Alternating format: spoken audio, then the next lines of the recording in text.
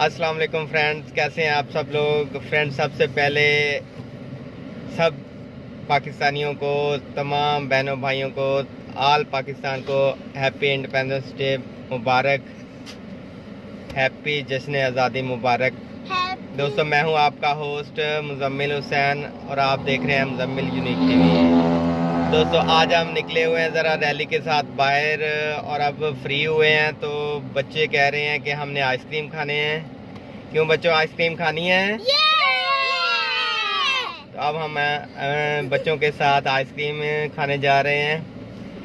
तो बच्चों, एक नारा लगाओ, जश्न आज़ादी मुबारक पाकिस्तान, जश्न आज़ादी मुबारक, जिंदाबाद पाकिस्तान, जिंदाबाद। एक बार फिर लगाओ, पाकिस्तान।